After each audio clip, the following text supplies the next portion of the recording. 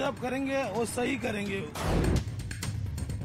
शिवसेना के समर्थक हैं कि एकनाथ शिंदे के? एकनाथ शिंदे जी के। इनका नेचर बहुत अच्छा है, स्वभाव बहुत अच्छा है, सबसे मिलजुल के रहते हैं।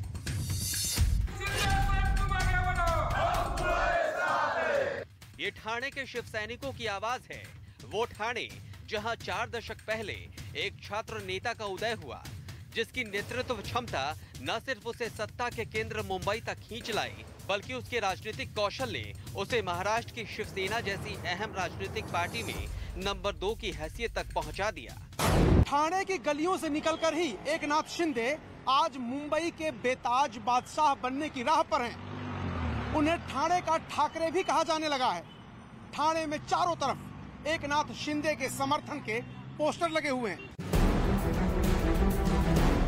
ठाणे के किशन नगर की यही वो गलियां हैं जहां एकनाथ शिंदे का बचपन बीता। इन्हीं गलियों में रहने वाले लोग जो कभी एकनाथ शिंदे को ऑटो रिक्शा चलाते देखा करते थे, वो एकनाथ शिंदे को सत्ता के केंद्र तक पहुंचने की गवाह भी बने। ठाणे के किशन नगर से रिक्शा चलाने की शुरुआत करने वाले एकनाथ शिंदे आज महाराष्ट्र में सरकार चलाने की राह पर चल पड़े हैं। इसी गली में, इसी जगह से रिक्शा लेकर के वो सवारियां ढूंढा करते थे। उसके बाद कुछ पैसे कमाए उन्होंने, पढ़ाई भी कर रहे थे और यहीं पर एक फिश कंपनी में काम की। उसके बाद दूसरी कंपनी में काम की। इस तरह से आगे बढ़ते हुए वो शिवसेना के शाखा प्रमुख बने और उसके बाद नगर परिषद का चुनाव जीता, कारपोरेटर बने, फिर अध्यक्ष बने। उसके बाद फिर यहां से निकल करके वो विधानसभा पहुंचे। लगातार 4 बार विधानसभा से यहीं से वो जीत रहे हैं। मंत्री बने, विपक्ष के नेता बने, लेजिस्लेटिव पार्टी के अध्यक्ष बने। मुंबई के पास ठाणे का इलाका एकनाथ शिंदे के लिए सिर्फ उनका चुनाव क्षेत्र भर नहीं है, बल्कि ठाणे की एक एक गलियों को एकनाथ शिंदे ने जिया है। ठाणे से उनका लगाव राजनीति से ज्यादा भावनाओं का रहा है। यही वजह है कि सत्ता के केंद्र तक पहुंचने के बाद भी ना तो उन्होंने ठाणे को खुद से अलग किया और न ठाणे की जनता ने एकनाथ शिंदे को कभी खुद से दूर जाने दिया। हम पहुंचे हैं किशन नगर, जहां से उनकी शुरुआत हुई, यहीं पर वो पैदा हुए। इसके पीछे एक चाल है। कुछ दिन रहने के बाद ये फर्स्ट फ्लोर का जो मकान है किशन नगर में, यहाँ पर आकर के एकनाथ शिंदे रहने लगे। और जब वो कारपोरेटर भी नहीं बने थे, तभी उन्होंने इस दफ्तर की एक तरह से स्थापना की थी। शिवसेना जय महाराष्ट्र ऊपर लिखा हुआ है। किशन नगर शाखा शिवसेना की जो रोड नंबर 21 वागले स्टेट, यहीं से राजनीति की शुरुआत की एकनाथ शिंदे ने और आज सत्ता के शिखर पर पहुंचते हुए दिखाई दे रहे हैं। आप लोगों से मिलने? अरे कंटिन्यूस आते रहते हैं। जब आते ना यहाँ पे, वो हमेशा एक दिन में एक बार तो आते ही थे। हफ्ते में आता ही है। उनका घर है। हफ्ते में एकदम संडे को आते ही रहते। इधर कंटिन्यूस उनका लगातार उनका संपर्क रहता है। ये एकनाथ शिंदे साहब के बचपन के बारे में आपने तो देखा है आंखों से अपने, बताइए जरा कैसे संघर्ष करके आगे बढ़े हैं? ये पहले शाखा प्रमुख थे, नगर चौक बन गए, फिर सभागृह नेता बन गए, आमदार बन गए और आगे चलते रह गए। हम लोग का दोस्ती पहले से वो भी था, 78 से दोस्ती है। 78 से आपकी दोस्ती है? मिलते जुलते रहते हैं आप? हमेशा डेली। हाँ, डेली। मंत्री हो गए थे, क्या हो गया, आते ही हफ्ते में 1 बार 2 बार आते रहते इधर।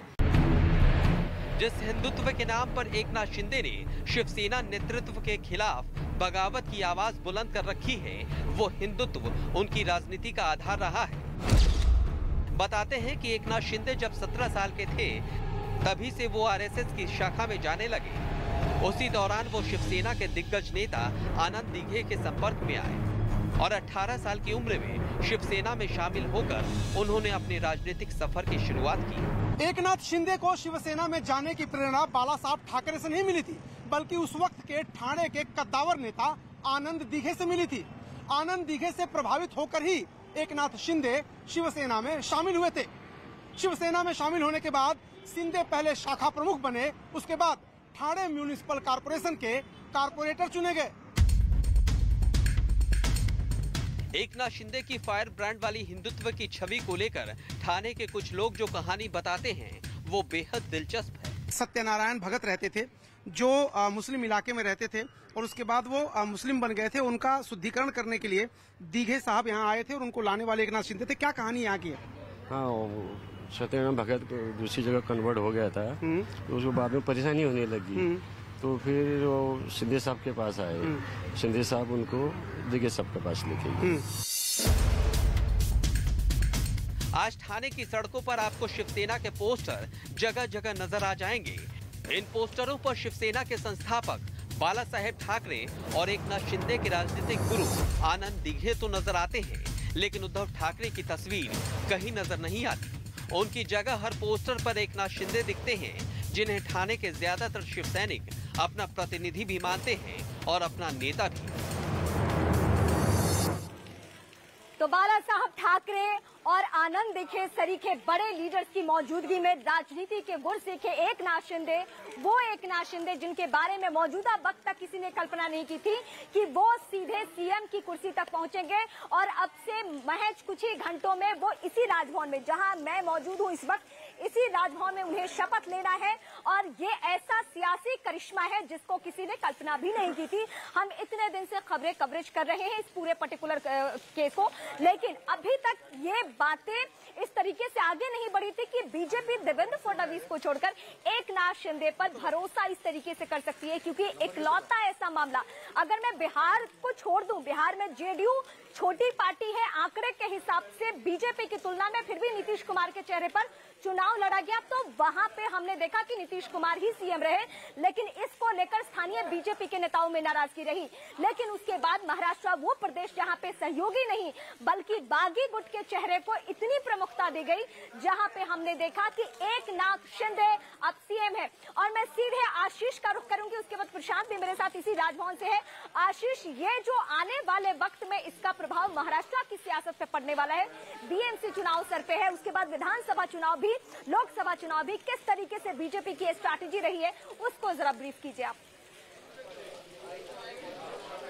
रीमा, सबसे अहम बात यह कि अब बीएमसी के चुनाव हैं। बीएमसी के चुनाव में कहीं ना कहीं जब उद्धव ठाकरे ने इस्तीफा दिया था तो उसके बाद ये लग रहा था कि उसका एक भावनात्मक जो है मॉरल जो है उनको सपोर्ट मिलेगा उसका, उसकी वजह से बीएमसी के चुनाव में लोग जो है वो सेना के लिए और उद्धव ठाकरे के लिए एक भावनात्मक सपोर्ट रखते हुए वोट देंगे। लेकिन जैसे ही आज का समीकरण बदला है वैसे स्थितियाँ भी बदली हैं। शिवसेना सत्ता में ही है क्योंकि एकनाथ शिंदे कह रहे हैं कि वो अभी भी जो है शिवसेना में ही है। और अब आपको जहाँ पे मैं उस हिस्से में लेके जा रहा हूँ जहाँ पे शपथ ग्रहण होना है।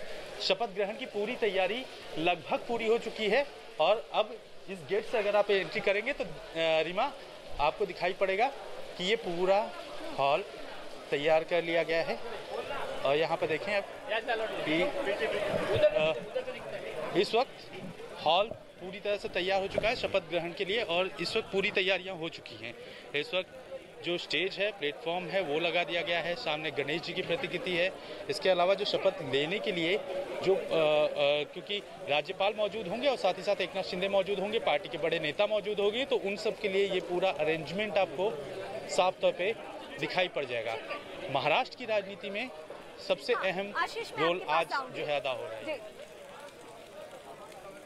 हाँ, आशीष, मैं आपसे राजनीतिक पहलू समझूंगी भी और इसी राजभवन में इस वक्त मैं भी मौजूद हूँ और जहाँ से आशीष तस्वीरें दिखा रहे हैं दरअसल वो मेरे पीछे ही है, वही वो जगह है।